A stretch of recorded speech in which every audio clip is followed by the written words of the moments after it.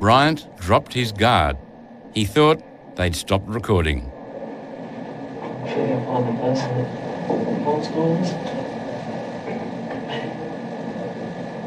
don't find that a very funny statement at all, mate, to be quite honest. Should have put that on recording. I'm still recording at this present stage, so that is on recording. April 1996. A peaceful tourist site in Tasmania turned into a scene of unspeakable horror. In just over an hour, 35 people were killed, and many more injured.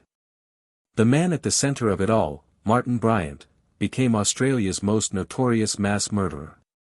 To this day, the Port Arthur massacre remains the deadliest in modern Australian history. Martin was a loner with the IQ of an 11-year-old, a factor believed to have shaped the trajectory that led to the massacre.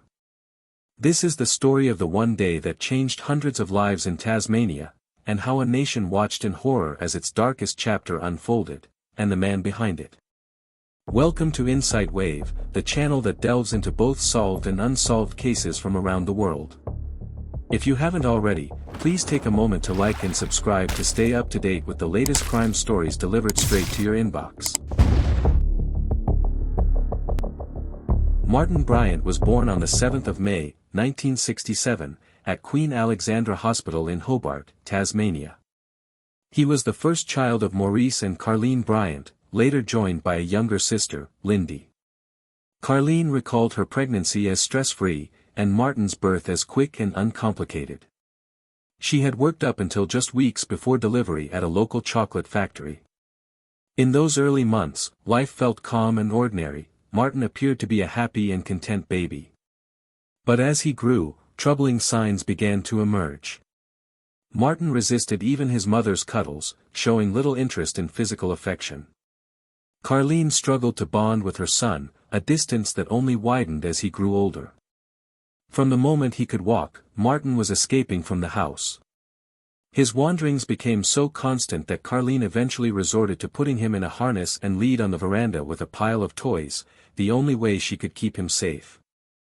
Neighbors criticized her for it, but Carleen felt she had no other choice. Martin was slow to speak, and when he did, his words often didn't make sense. He destroyed toys rather than playing with them. Maurice tried hard to encourage his son, hoping he could fit in like other children, but by the time Martin was 3, both parents knew something was not right. Primary school only deepened the problems. Martin was teased, his behavior was erratic, and he drove away potential friends with strange and unsettling antics. He frightened children by sneaking up on them, and assessments by psychologists described him as aggressive, destructive, hyperactive, and difficult to manage. He was eventually placed on medication.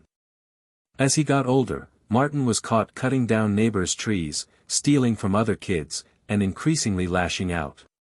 Bullying and ridicule followed him everywhere, and in turn, he became violent. By 1977, his behavior had earned him suspension from Newtown Primary School. Not long after, reports began to note something more disturbing: Martin had started torturing animals. By 1980, he was moved into a special education unit at Newtown High School. There, things continued to decline. Martin was isolated, friendless, and socially detached. One of his only companions, a boy named Greg, cut ties after Martin drove a speaker spike into his hand without warning.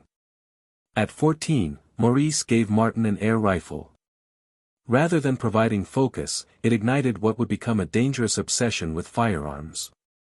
Martin would hide by the creek, firing at passers-by, or take aim at birds, repeatedly shooting them even after they had fallen dead. In May 1983, the day before his 16th birthday, Martin left school for good. By February of the following year, his parents sought another professional assessment, this time hoping he might qualify for a disability pension. Dr. Eric Cunningham Dax, a respected psychiatrist who had pioneered mental health services in Tasmania, evaluated him.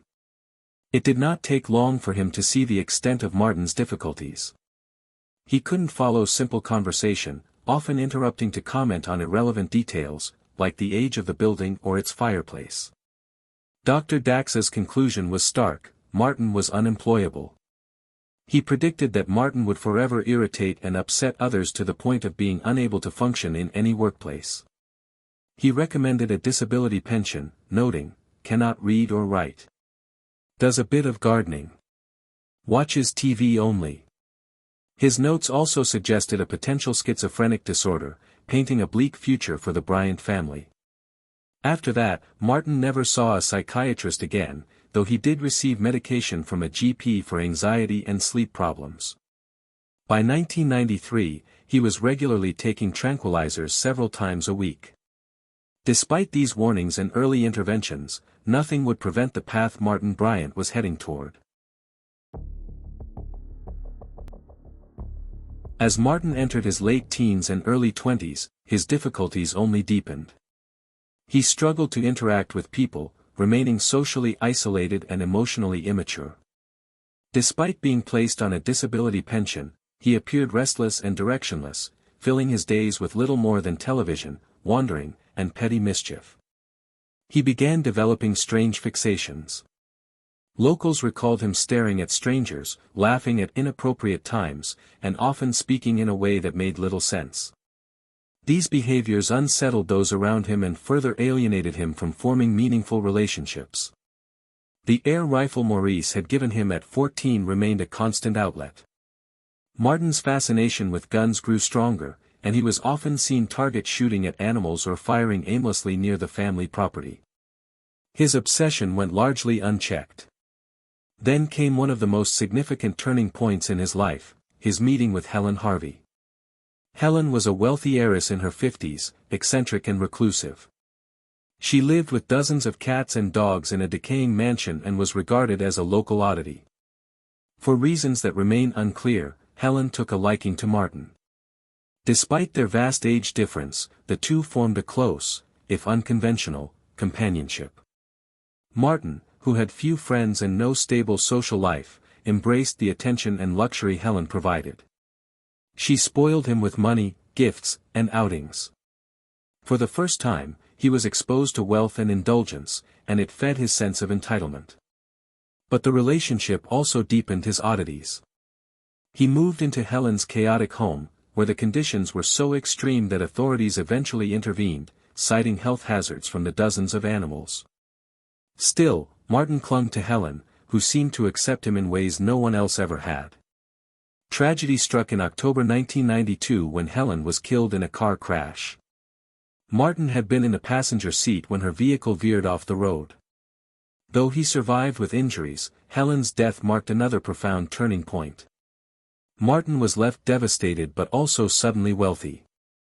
Helen had left him a large inheritance, and combined with compensation from the accident, Martin now had access to significant financial resources. Rather than providing security, however, this wealth only amplified his instability.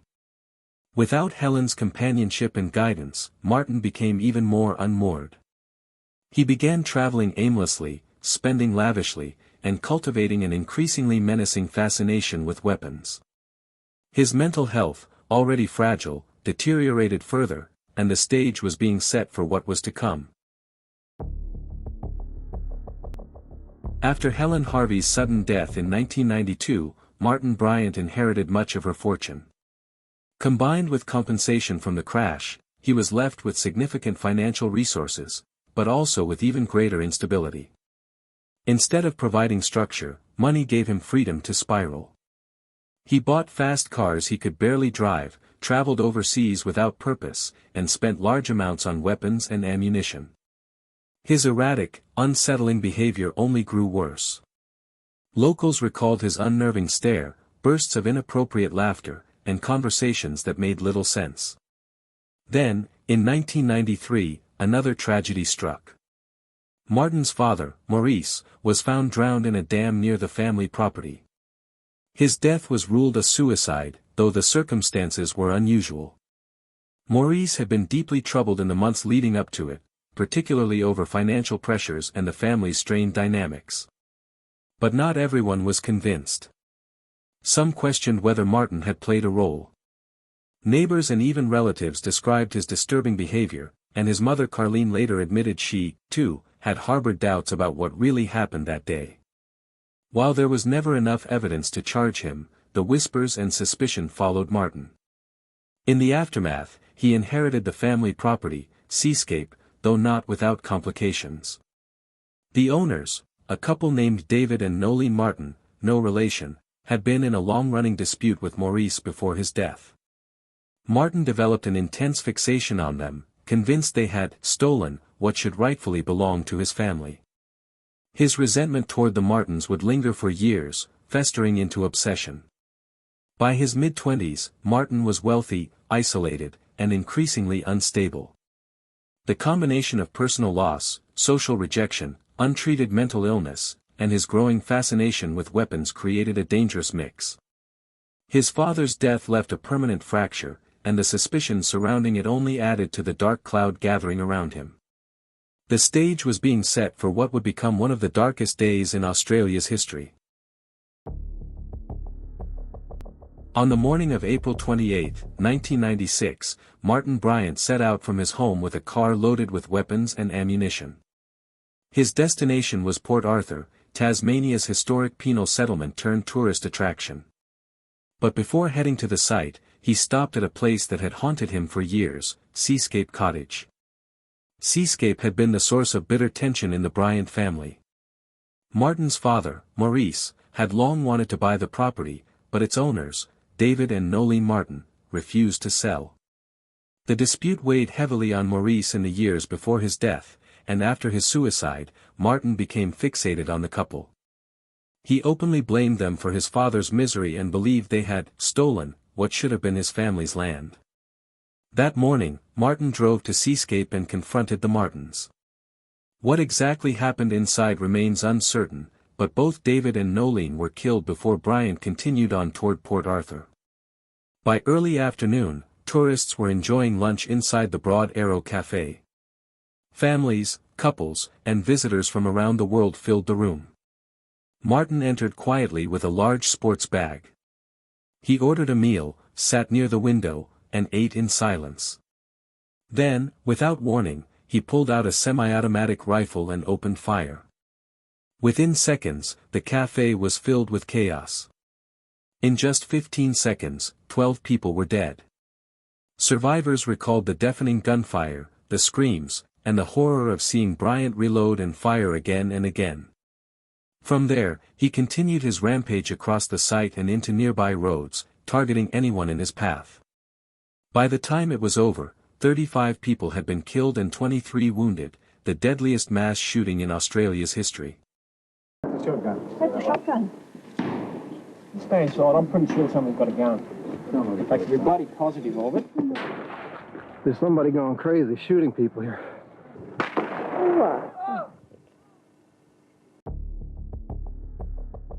After leaving Port Arthur in ruins, Martin Bryant returned to Seascape Cottage, the property at the center of his long-standing obsession. Inside were the bodies of David and Nolene Martin, killed earlier that day. Armed and dangerous, Martin barricaded himself inside the house as police surrounded the property. What followed was a tense 18-hour standoff. Throughout the night, Bryant fired at officers, shouted incoherently, and even set parts of the house on fire. By the next morning, flames engulfed Seascape. When the smoke cleared, police moved in and found Bryant badly burned but still alive. He was taken into custody, ending one of the darkest chapters in Australian history. At first, Bryant denied responsibility for the massacre. But during police questioning, he slipped. In a chilling moment, he admitted, "It would be good to find the person who did it, me." What he didn't realize was that the recorder was still running, capturing his confession in full. The full interrogation footage and records have never been publicly released. Although fragments and selective quotes have surfaced in the media, authorities have kept the complete recordings under lock and key, citing legal restrictions around criminal proceedings and privacy, as well as the sensitivity of the content given the trauma suffered by victims and their families. Here are some bits of the police interrogation that was released to 7 News Australia.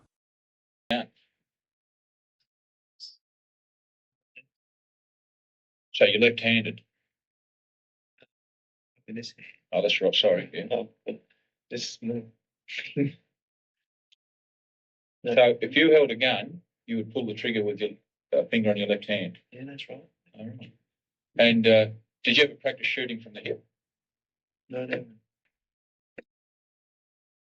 Do you remember the 28th of April, Sunday, the 28th of April shoot? No. Was that the day I suppose everyone's talking about? That day. 28th of April.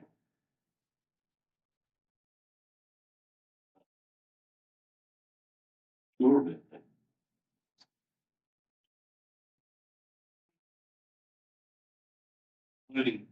Seascape, 35. And there's people injured too. Many? Well, approximately 20. What year is there or not?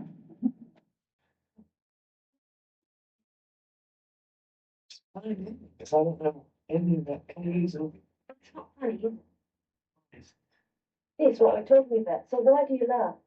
It's good to get out of my cell.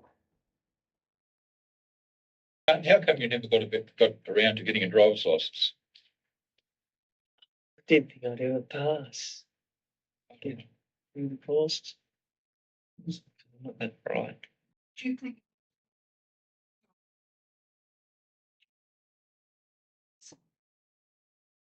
So we've been all horrendous thing.